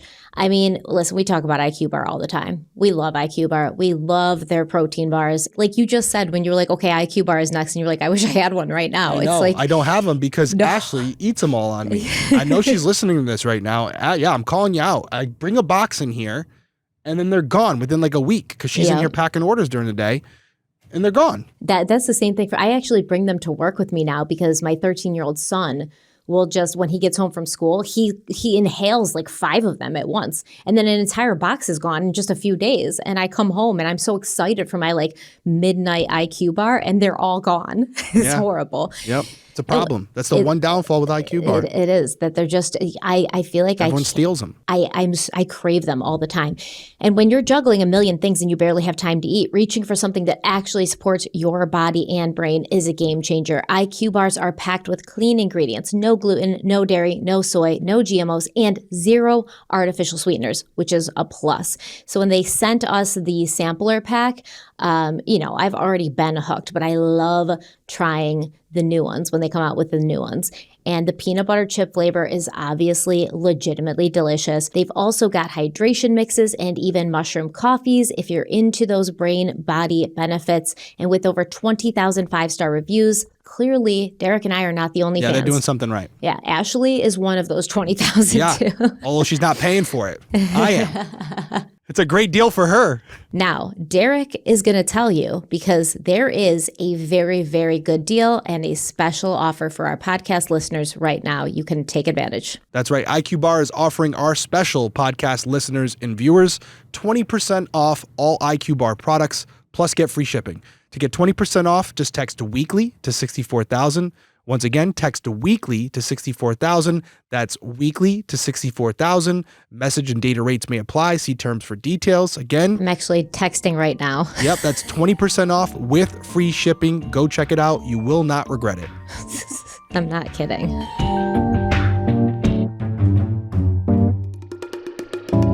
Instead of putting a towel on Damon while Waddell stood guard, Darlie started talking about the knife. Waddell later testified, quote, "She kept telling me that when she chased the suspect across the kitchen, that he dropped the knife by the utility, somewhere over here in this area, and that she had picked up the knife and brought it back and set it on the counter. And she told me that she thought she had messed up the fingerprints." Yeah, that is a huge red flag to me. I don't understand it. That's a problem for me. You pick the knife up. Like, the fact that was even on her mind this early is concerning to me. And here's another thing. If you're aware of things like fingerprints and like preserving evidence, you're not somebody who's just like, oh, I don't know, and I'll pick up the knife. You seem to understand that touching the murder weapon is probably not great, but you still did it. Right. And now, and if you're someone who'd committed the crime, you want your fingerprints to be on that knife. You want police to know your fingerprints are going to be found on that knife. So I'm with you. You mean if she's the one that did it, she's going to try to explain preemptively, like set a narrative. Oh, if you find my fingerprints on the knife, it's only because I picked it up. And she's like setting the stage already. And to give you a little bit more credit here, if we're to take everything at face value, what the officer's saying, which there's really no reason at this point for him to lie. He's not in question here. He's saying she won't get off the couch to administer aid, but she had enough thought to get off the couch to go check on the knife and then put it on the counter. And she had enough thought when she should be administering aid. Her son is still alive. Yeah, they're still laying on the ground. Once again, I'm going to be there in his eye line telling him everything's okay, baby. Everything's going to be okay. You're going to be fine. I love you. Mommy loves you. That's what I'm going to be doing. Even if I can't save him, I'm not going to be sitting there like, Matlock, my prints might be on the knife and the suspect in the utility closet and I pursued him. This is not even on my radar at this point. Yeah. And you said something that I don't think we gave enough attention. And I think it deserves a second round right here because we kind of skated over it, but it's a really good point. And I want everyone to stop right now and think about this, how you would react as well, because maybe we're just the outliers. If you were in the same situation where you're fighting with this guy and he stabs your kids, are you chasing him down? I know everyone wants to think they're a hero, but if you don't have a gun or you don't have a knife or you don't have a bat in your possession and you know what this guy just did, are you going towards the kids to check on them or are you running after this guy to be a hero? Yeah, no. Maybe there's a few of you out there that would. I think there's some people who would be like, oh, yeah, I would. But even still in that situation, they wouldn't. And where do we believe that she knew her kids were injured at that point, correct? Of course, yes. So then, that to me, it's a no-brainer. You're going towards the kids to see if they're okay. And at the end of the day, yeah, I don't we can all sit here, I watch Erin Brockovich all the time. It's like one of my favorite movies. And I'm always like, yeah, hell yeah, I would do the same thing. I would go after this chemical company and, put myself and my kids' lives in danger. I would do that. Realistically, I probably wouldn't. Okay. Yeah. We all talk shit. Because now they're after her. BP's after her. They're running her off the road. Your life's in danger. They're threatening you. I probably wouldn't. But when I'm in my safety of my own home, like you said, sitting here in this air conditioned room talking about it, I can be like, yeah, I definitely would be strong enough and heroic enough to do that. But logically and intelligently, I know I would not. So even the people who say, yeah, I would chase after that guy. No, you wouldn't. He still got the knife. He didn't drop it until he almost got into the garage. He still has the knife. Why are you chasing him? He could turn around and stab you again. Yeah, I don't think we gave that enough time the first time. I think it's an important note. And I'm trying, because of where you're coming from, your perspective, which is okay. You've done the research. You've already come to your conclusion. I'm trying to play the other side to this. And there are certain things that I can't defend. And this would be one of those things. I agree. So that's where I am on that. Well, finally, the backup officer, Sergeant Matthew Walling, arrived. Once he was on scene, he and Waddell walked together through the kitchen toward the garage. They once again saw the broken wine glass and blood on the floor. Walling would later recall also seeing a vacuum cleaner tipped over nearby. Waddell didn't remember seeing it, but acknowledged that he may have stepped over it. They entered the utility room, opened the door to the garage, and, surprise, surprise, found it dark and empty. So while Garage doors closed? We're not there yet. Okay. I'm getting excited. I'm not going to try and get too ahead, but okay. When the officers returned to the family room, Darren was still by Devon, and Darlie was still standing near the bar, right where she'd been before. There was no towel on Damon, and she hadn't moved to help him. At that point, 2 paramedics arrived, Jack and Brian. Waddell told Darlie and Darren to get out of the way and directed them toward the sliding glass doors that led from the family room into the backyard. Jack immediately went to Damon, while Brian focused on Devon. Jack found Damon lying face down in the carpet in the family room. He was wearing a black shirt and jeans, and he had been stabbed 4 times in the back. Later, it was determined that one of the wounds, 1 3/4 inches deep, punctured his left lung. Another, nearly 4.5 inches deep, penetrated the right lung. A third wound, almost 2 inches deep, also struck the right lung. The fourth went 3 inches deep and punctured the right lung, diaphragm, and liver. In addition to those, Damon had 2 incised wounds, one that extended 1/8 of an inch into the muscle of his left shoulder, and another that reached 3/4 of an inch into the muscle of his upper back. There were also abrasions on his back, right arm, and both feet. So Jack carefully rolled Damon onto his back. When he did, he saw that Damon's eyes were still open, and for a moment he thought there was still a light of life left in him, but then Damon gasped. It was his last breath. Jack watched the light go out. He started CPR right away, but it wasn't working. So Damon is alive up until the point paramedics get there. Yeah, and she's not helping at all. And she's not comforting him, and she's not doing anything. I was giving her a little bit of a benefit of the doubt when it's like maybe she's on the couch and she's laying there trying to protect herself, but she's standing. She's standing at the bar. One other thing that you noted right there that I think is important. What did you describe Damon as wearing? Jeans and a black shirt. Doesn't sound like he was ready for bed. Doesn't sound like bedtime apparel, right? No, yeah, exactly. I agree. So that's another thing that's an issue for me. I agree. So the scene inside the house was too chaotic. So Jack, the paramedic, carried Damon out to the ambulance. At this point, Damon had no pulse and wasn't breathing. He wasn't even bleeding anymore. Once inside the ambulance, Jack continued CPR until another unit arrived. A second paramedic, Coleman, joined him, and while Jack performed CPR, Coleman attempted to intubate Damon. They continued trying to save him during the 15-minute ride to the hospital. During the ride, Jack inserted an IV into Damon's jugular and administered epinephrine, but Damon didn't respond, and he was tragically pronounced dead at the hospital. While Jack was working on Damon, the other paramedic, Brian, focused his attention on Devon, who was lying on his back shirtless in the middle of the room. Devon had been stabbed 4 times. One of the stab wounds was in the upper left part of his chest, 5 inches deep, entering between the 4th and 5th ribs, traveling through the lung and striking the pulmonary artery. Another was located in the mid-left section of his chest, entering between the 6th and 7th ribs, penetrating the liver at a depth of 2.5 inches. A third wound was on his left forearm, about 3 inches above the wrist, but that one was shallow. It was only about 1/8 of an inch deep, damaging only soft tissue. The 4th wound was on the back of his left thigh. It was 3/4 inch deep and also involved only soft tissue. In addition to the stab wounds, Devon had abrasions on his arms, palms, back, and legs. He didn't have a pulse, and his eyes were open. Brian described his expression as one of surprise, of kind of like, help me. Brian quickly realized there was nothing he could do. Devon was already gone. With no chance of saving him, Brian turned his attention to Darlie, who was still by the counter, kneeling, holding the towel to her neck. Waddell would later testify that he never heard her ask about the condition of her children, not when Jack carried Damon out to the ambulance, and not at any point during the chaos in the room. Now, once again, putting yourself in her shoes. Once the paramedics get there, right? She was so concerned about the ambulance getting there. Once the paramedics get there and they've done a preliminary analysis, are you not going to ask? Are they okay? Are they alive? Can you save them? Well, I definitely want to know more about Darlie's injuries to her neck, because what we have here with Damon and Devon is intentionality. The intent was to kill them. So I want to know more about her injury. But just talking about Damon and Devon without being at the crime scene, without doing the autopsy, It looks to me like, just based on injuries, you have Damon who was stabbed 4 times in the back, but all in vital organs, all in critical areas. Very deep. And then you have Devon, who has a couple injuries that are defensive in nature, the forearm, and then also the back thigh of the back thigh. I wonder if maybe Devon had woken up during the assault and maybe had a blanket on him at that point, and the offender couldn't see exactly where they were hitting, but because they were stabbing erratically, maybe they got him in the leg. So yeah, it does appear to line up with someone who's erratically stabbing them, but I'm left with the question, why?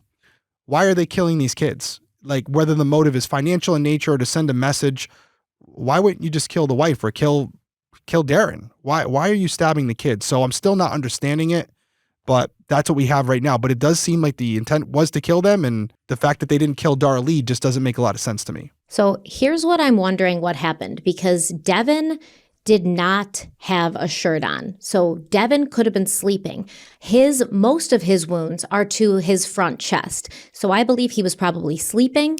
He was stabbed in the chest. Damon, who's wearing jeans and a t-shirt, maybe walks in on this, sees what's happening, and turns around to make a run for it, which is why his body is found closer to the entrance of the living room, going towards the outdoors, and which is why his wounds are all to the back. Somebody pursued him once he interrupted the stabbing of Devon, followed him and stabbed him in the back, which is where he fell by the entrance to the living room, headed to the front door. Yeah, I see what you're saying, especially where the placement of, if you look at that map where Damon is. My only question would be, and again, we're not there, we're kind of speculating, would be the stab wounds to the back of Devon's thigh, and then also the abrasions to the forearm, which would suggest being awake at least for some of it and trying to defend yourself. Yeah. And he may have like curled up, tried to maybe bring his legs to his chest, which is how he got a wound to the back. But either way, we will see, because that wound only involves soft tissue. It does seem like a defensive wound where, why would somebody stab there if they're trying to kill someone? No, he was not staying still. I hate to be too descriptive here, but to me, Devon was absolutely conscious while this was happening. Mm-hmm. He was awake. Yes. I hope I'm wrong. I don't think at first. Yeah, maybe not the first strike, but he was definitely kicking and screaming and moving and around, and he wasn't making himself an easy target. Yes. So then Brian, the paramedic, he goes to help Darlie, right? She's got wounds too. Yeah, let's hear about these wounds. Yeah. He noted that while she was clearly upset, she was not crying or screaming. She asked who could have done this to her babies, but showed no signs of being in shock. Brian suggested they move out to the front porch. He thought it might be helpful to get her away from the scene. And obviously, she can't listen to anybody when they tell her to go help her kid, but she goes right out to the front porch, no problem. She's got no problem moving at that point. And once outside, he began dressing the wounds. A 3.5-inch cut on her neck and a 1-inch wound on her forearm. Wait. You must have said that wrong. You said cut. 3.5-inch cut. Are you sure? Wait, it was a cut? It wasn't a stab wound? No, it was a cut. A cut. Mm-hmm, like that. So 4 deliberate stabs to each of the children, no chance of survival. Mm-hmm. Luckily, she's the one who engages with this guy, and she gets a nick on the neck. Well, just slashed her, probably like a slash across the neck. So no puncture. So he decided to change up his attack mode. That seems off to me, but okay. Mm-hmm. Yeah, I'm with the adult, who you think you'd want. Darlie, I'm trying to give you the benefit of the doubt here, Darlie. I'm trying. No stab wounds is what you're telling me. I mean, at this point, it looks like whoever came in that house had an issue with the kids, right? Those kids made some serious enemies because they're the ones that got the brunt of it. If she was sleeping and I'm the attacker, I'm stabbing her first. She's going to be the biggest problem. Yeah, because you're the adult. I'm stabbing her first. Yep. So while all of that was going on, Officers Walling and Waddell went upstairs to clear the area, and they were surprised to find nearly 8-month-old Drake sleeping in his crib. Neither Darlie nor Darren had mentioned having a third child in the house. So these cops go upstairs and they're like, what? There's a baby up here. Now, because there didn't appear to be an intruder upstairs, they left him there sleeping. When they got back downstairs, a neighbor named Karen, who was also a nurse, had arrived and offered to help. Waddell told her that since paramedics were already on the scene, they didn't need assistance. Where the hell were you, Karen? 20 minutes ago? Another Karen in this case. Yeah. Great. So she stayed outside at that point, and eventually officers allowed her to go upstairs and retrieve the Routier's Pomeranian, who had been barking from an upstairs room. And apparently the baby's sleeping through all of this, which is absolutely crazy. Like the chaos downstairs, the screaming during the 911 call, the Pomeranian, Domino, barking his little head off. Baby still is asleep. So Waddell remained at the front door to preserve the crime scene. Darlie, meanwhile, was still on the front porch being treated by Brian and Larry, another paramedic who had responded. And while she was being treated, Officer Walling asked her a few questions. He later testified, quote, "She had told me that she was asleep on the couch and that she had been awakened and felt somebody standing over her. Then she realized that she had been stabbed and she began struggling with the person at the couch and that they had run out through the kitchen door into the garage," end quote. And that's really not what she told the first officer. She said she had chased him into, through the kitchen and that he had dropped the knife in that utility room and then he went into the garage. But now she's chasing him into the garage. And Darlie described the intruder as a white male wearing a dark colored ball cap, a black t-shirt, and blue jeans. So now she has a description of him. Now she can say, oh, he's a white dude, and she can even give the color of his shirt and his jeans. So, it's really good that her memory is clearing up. And just to go back to what her own words, and I have a major problem with it, we talked about the injuries to Damon and Devon. Deliberate, intentional, they were lethal in nature. The intent was to kill them. And what she's telling us is that she woke up to a guy standing over her and then she realized she had already been stabbed. She opens her eyes and she's like, there's somebody standing over me. Who's going to stab you and then stand there and wait for you to wake up? This is what you have to believe if you believe Darlie, and that's fine if you do. That he was standing over her and the guy who was direct hits on the two kids, smaller mass, smaller target, and yet was pretty accurate. And yet when he stabbed Darlie, he missed her completely while she was sleeping and just nicked her neck and whatever else, other spot. Like she's got a cut, but totally missed her and decided at that point he was going to stab the two kids, because you have to assume he stabbed the kids first before he went over her. And he stabs the two kids the way he does. But then with her, it would be harder for him to nick her like that on the neck than it would be to stab her. So the fact that he did that, it just doesn't align with the MO of the killer at that point. It doesn't align. It doesn't align with logic, because you're going to sleep through your two kids being stabbed. No, I'm also, by the way, I already said it. I'm stabbing the adult first. Yeah, but that's not what happened, because she chased him out. So he stabbed the kids first. So he had stabbed the kids first, who would be less of a threat to him, and left the adult who could have woken up and done something about it. But she didn't wake up. And you've got Damon, who clearly made a run for it. He's probably going to be screaming, "Mom, help me, Mom, help me." She doesn't wake up. Get out of here. It's not adding up at this point. It's not adding up for me.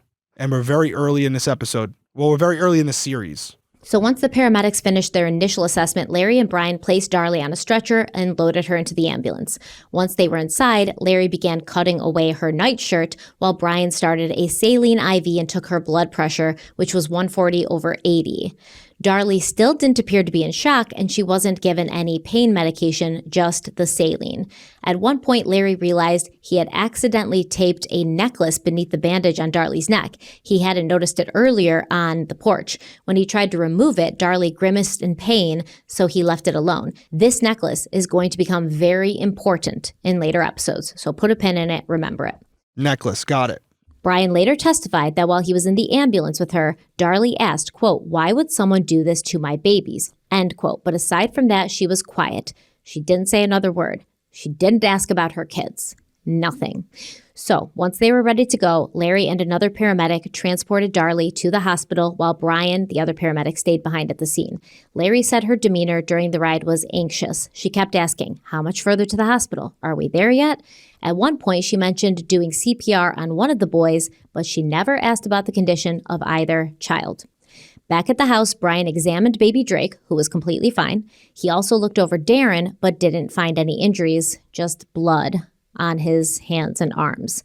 Brian then called in a chaplain to support first responders at the scene. He had never experienced a call like this before. Obviously, it was hard to process. He wanted to make sure that the team was taken care of, which is a good call. Officer Walling began putting up crime scene tape while Waddell joined a K-9 officer and his dog in searching the neighborhood, but they didn't find anyone. At this point, the Rowlett police were in over their heads. They rarely handled murders, let alone a double homicide involving 2 young children in a very wealthy neighborhood. One officer later testified that in 5 years on the force, he had only responded to a single other homicide. It quickly became clear that the department wasn't equipped to process a crime scene of this complexity.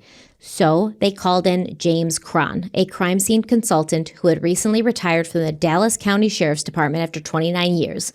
By that point, Cron had worked more than 21,000 crime scenes. Oh, yeah. That's a lot. Got some experience. And he did this both during his time in law enforcement and later as a consultant. He was experienced and, most importantly, qualified to take the lead.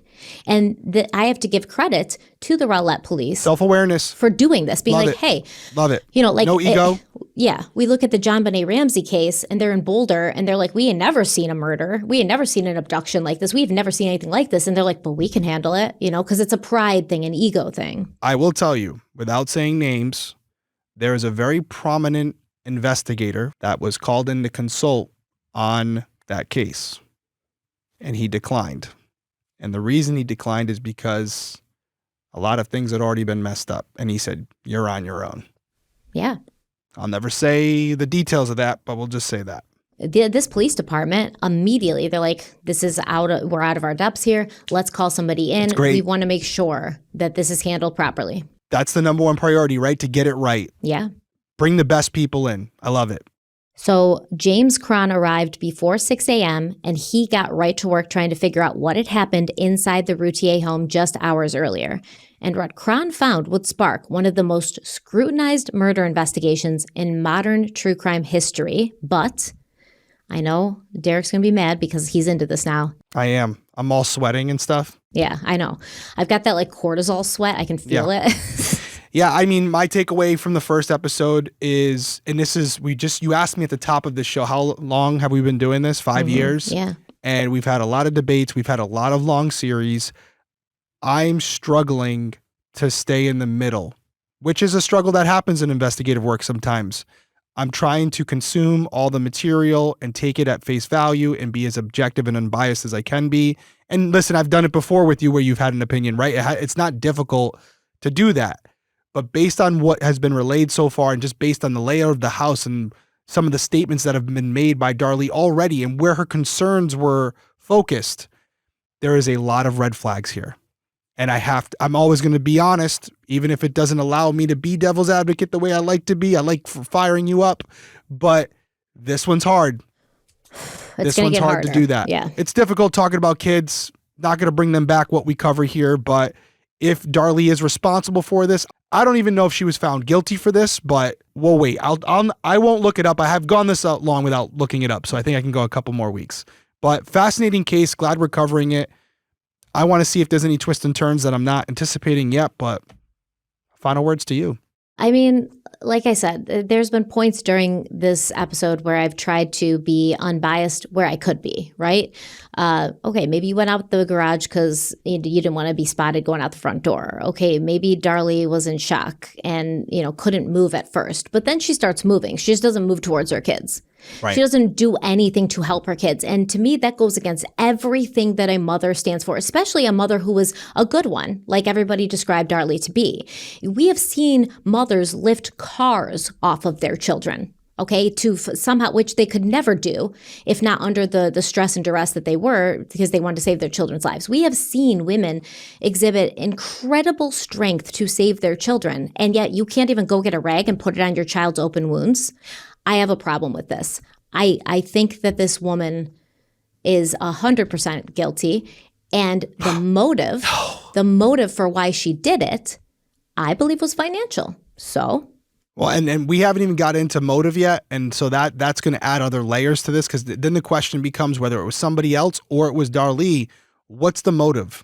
What's the reason behind killing these innocent children? What would be the need to do that? And I'm sure they had life insurance policies. There you go. There you go. And so that's what we got to get into. And life insurance policies that were large enough to fix their financial issues, and maybe keep her in the same lifestyle she had become accustomed to. And I get the context. I understand where this is going. We'll see. Everyone, let us know what you think down in the comments below. Weigh in. Do you agree with Stephanie? Do you not agree with her? Are you in the camp that believes Darlie was not guilty of this? And I don't know, again, if she was found guilty or not. I'm going to try not to look it up. But if she was found guilty, do you believe they got it wrong? Is that why there's a website out there trying to prove her innocence? Let us know what you think. We're going to be back next week. We're going to keep on going with this. There's a lot more to cover. I can see, based on what we covered here, we haven't even gotten to the trial or anything yet. So this is going to be a decent series. I would say 5 parts. 5 parts. Mm-hmm. So buckle up. It's coming. Final words from me, criminalcoffeeco.com. If you want to go grab your sweatshirts, make sure you grab them. We'll be back next week. Until then, everyone stay safe out there. Have a good night. Bye.